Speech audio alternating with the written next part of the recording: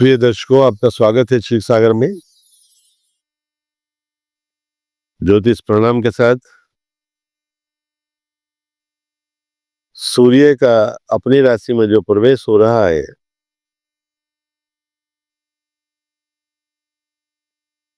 सत्रह अगस्त को, इस समय रात्रि में संक्रांति है इनकी। उस समय आसमान में मिथुन लगन, द्विषभाव लगन उपस्थित है और लगन से आप तृतीय भाव में आते हैं और छठे भाव में आपकी जो आती है अपनी स्वयं की राशि से अच्छी राशि नहीं आती है। सूर्य आत्मकारक ग्रह है, प्रकाश का ग्रह है। प्रकाश के दो ही ग्रह हैं, एक चंद्रमा एक सूर्य, बाकी नहीं है। यहाँ पे चंद्रमा कृतिका नक्षत्र के चतुर्थ चरण में है, 10वें स्थान में, और ठीक उससे आगे मिथुन राशि में बृहस्पति और शुक्र है, कर्क में बुध है, सिंह में केतु और सूर्य है क्योंकि केतु पहले ही चल रहे हैं उसमें, कन्या राशि में मंगल चल रहे हैं और कुंभ राशि में राहु। एक तरह से हम ये मान सकते हैं कि मंगल राहु के बीच में सभी ग्रह, जबकि ऐसा बिल्कुल भी नहीं है, क्योंकि मंगल कन्या से तुला में आएंगे और राहु कुंभ से मकर में जाएंगे, तो दोनों एक तरफ हैं, बाकी सारे ग्रह अलग हो गए इनसे। इतनी बात अलग है कि राहु और मंगल के पीछे सभी ग्रह हो गए। विचित्रता ये है इसमें, जो गोचर है सूर्य का, उसमें विचित्रता ये है कि राहु और मंगल के पीछे सभी ग्रह हो गए। इसका मतलब ये है सूर्य सर्वोपरि एकमात्र ऐसा सम्राट है जो विश्व पे, त्रिलोकी पे अपना अधिकार जमाता है। तो विश्व में, दुनिया में जिसका अधिकार होगा उसका अधिकार धूमिल पड़ेगा। उनके कुछ ऐसी नीति हो सकती है कि लोग उनको आगे विरोध करेंगे, प्रदर्शन करेंगे, क्योंकि केतु के साथ ज्वाइन कर रहे हैं सूर्य। मघा नक्षत्र का प्रथम चरण, जिसके कारक और स्वामी केतु स्वयं है, उसके नवांश में स्वामी होते हैं मंगल, यानी 3 अग्नि तत्व के ग्रहों का वहां पे समावेश है, जमघट है। केतु जो कुलश से उन्नति कारक है, केतु केवल कुल की उन्नति करते हैं। तो आप ये मान लीजिए कि जो पंचम भाव में नैसर्गिक रूप से जो सिंह राशि आती है, जिसमें सूर्य का प्रवेश हो रहा है, वहां पर संतान को लेकर के परिवारजनों को, उनके परिजनों को, उनके जनक को, माता पिताओं को, पूर्वजों को आपत्ति स्थित हो जाएगी। उनके सामने ये हुआ स्थित होगी, वे क्या करें क्या नहीं करें। जहां इन दोनों की युति के कारण अपमान होगा, वही बृहस्पति और शुक्र चूंकि वहां पर है, एक विशेष बात ये होगी कि 20 अगस्त को शुक्र कर्क में प्रवेश कर जाएंगे, बुध को ज्वाइन कर लेंगे। तो अब बृहस्पति और सूर्य के बीच में आ जाएंगे और केतु के बीच में आ जाएंगे बुध और शुक्र, 2 ग्रह। तो वहां सम्मान बढ़ जाएगा, ये विशेष बात है। राशि की तरह से हम गोचर में अगर बात करें फल में, तो सूर्य के लिए जो मेष राशि है वह 9वें भाव में पड़ती है, अर्थात धार्मिकता आ जाएगी, जातक में भजन पूजन करेगा, धार्मिक काम करेगा, सात्विकता आ जाएगी, अच्छा आचरण वह करने लगेगा। और जो धार्मिक लोग, जो धर्म संस्थानों में लोग काम करते हैं, उनकी आय बढ़ जाएगी, उनकी कीर्ति बढ़ जाएगी, एक ही होगा। दूसरी बात, धर्म कर्म के ऊपर लोग पैसा अधिक खर्च करने लगेंगे, धार्मिक यात्राएं करने लगेंगे। एक और खास बात है, जो धर्म संतान है, जो धर्म पुत्र है, उनका भविष्य निर्धारण करने के लिए उनके जो जनक है बहुत अच्छा प्रयास करेंगे, जिससे उनका फ्यूचर कंसोलिडेट हो जाए। ये एक और अच्छी बात है। इससे ठीक दूसरे जो राशि है, दूसरे क्रम पे वो वृष राशि आती है, जिसका स्वामी अपने से आगे गया है और 20 अगस्त को कर्क में तीसरे चले जाएंगे। शुक्र का तीसरे जाना स्त्री संतान के लिए अच्छा नहीं होता, स्त्री जातकों के लिए अच्छा नहीं होता। वे कोई भी ऐसा कर्म करती है, ऐसी चाल चलती है, उनके पग ऐसे डगमगा जाते हैं कि परिवार को मौन धारण करना पड़ता है, अपने घर में क्लब हो जाना पड़ता है, बंद हो जाना पड़ता है, होम अरेस्ट मान लेते हैं वो लोग अपने आप को। तो इसलिए थोड़ा सा मेरा महिलाओं से निवेदन है कि वे शुक्रवार को सात्विक रहें, माँ लक्ष्मी की सेवा करते रहें और शुद्ध भगवान शिव को जल चढ़ाते रहें, क्योंकि जल द्रव्य स्त्रीलिंग में आता है। दही से उनका उपटन करें, उनको लेपन करें, दही चढ़ाएं भगवान शिव को, तो वे सुख और सुविधा की संपत्ति की अधिकारी हो जाएगी। घर का परिवार एकजुट रहेगा, उनका सम्मान होगा घर में भी और बाहर भी। तीसरे नंबर पर मिथुन राशि आती है, उससे ठीक तीसरे गए हैं सूर्य, तो उनका पराक्रम बढ़ जाएगा और वो अच्छा काम करेंगे। भाई बहनों के लिए सम्मान की बात हो जाएगी। उनके काम जो पराक्रम जो प्रयास कर रहे हैं वह फलीभूत होंगे। उनका कोई भी प्रयास निरर्थक नहीं जाएगा। नौकरी में, सेवा में, व्यापार में, तब छोटा भैया है कोई भी अगर काम कर रहा है, छोटा मोटा धंधा फुटपाथ पे काम कर रहा है, उसके भी 4 पैसे बनने लगेंगे, लोग उसे सराहने लगेंगे। चौथे नंबर पे कर्क राशि आती है, जो जल तत्व की राशि है और चंद्रमा की राशि है, जिससे कि सूर्य दूसरे भाव में सिंह में चल रहे, उससे 12वें राशि में। देखिए, सूर्य अपने आप में एक लग्न है और लग्न के लिए दूसरा भाव मारक और 12वां भाव मारक अधिक महत्वपूर्ण नहीं होता है। ये विशेष सूत्र है ज्योतिष का। माना जाता है, होता नहीं।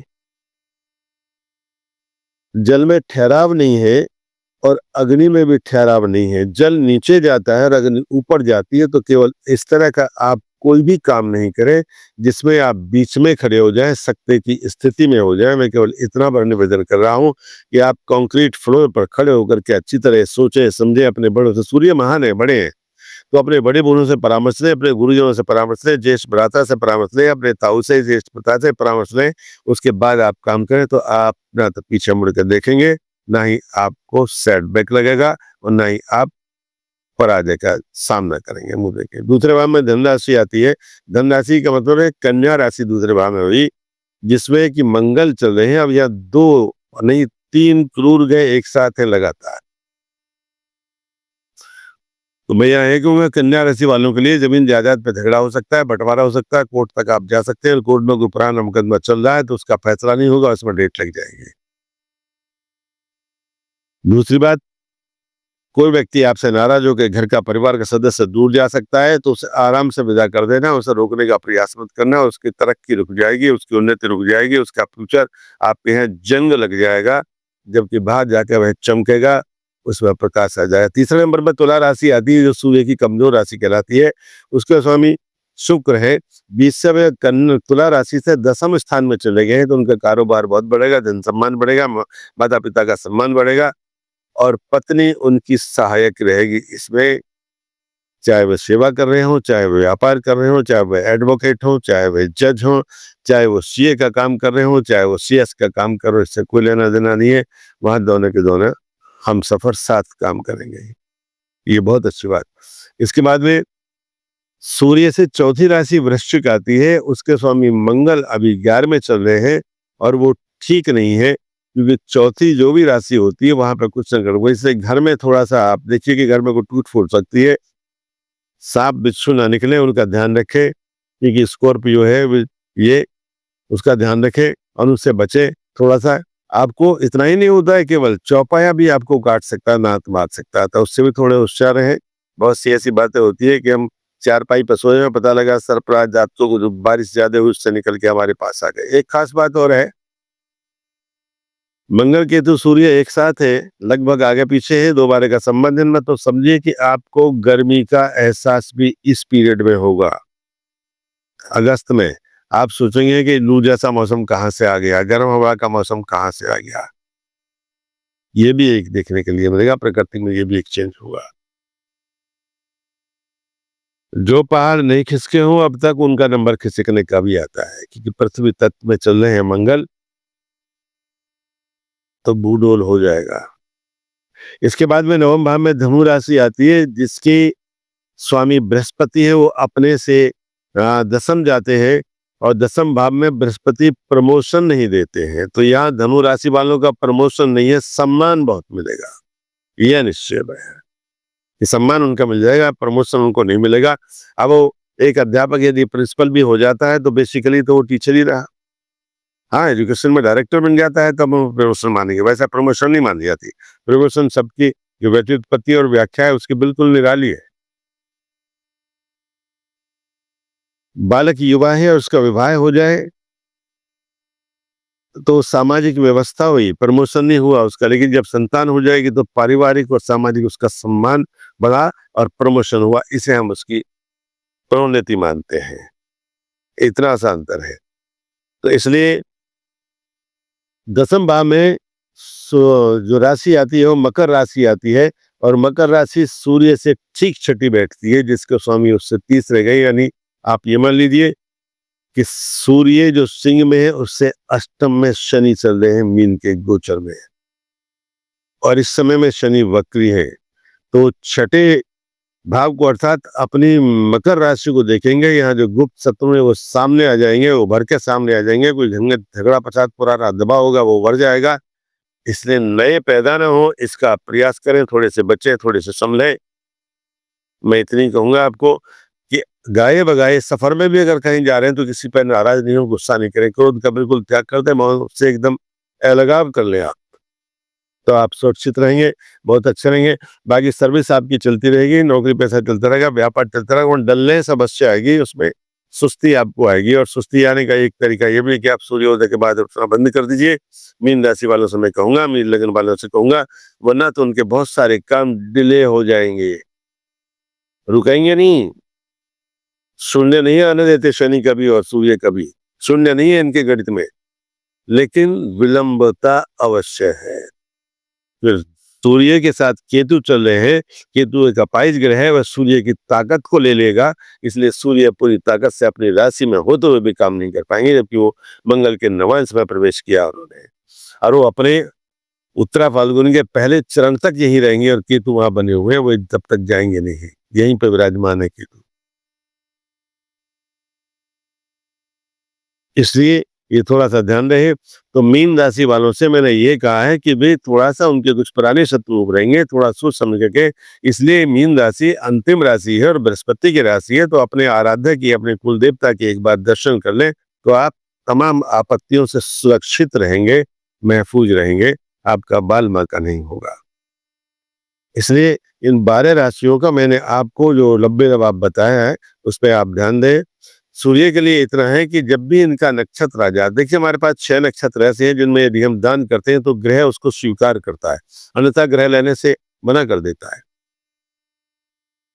बहुत से लोग ऐसे होते हैं कि ये करो ये करो ये करो ये करो, 10 उपाय आपको बता देंगे, बेकार है। अधिक दवाई नुकसान देती है, 4 बीमारी और आ जाएंगी।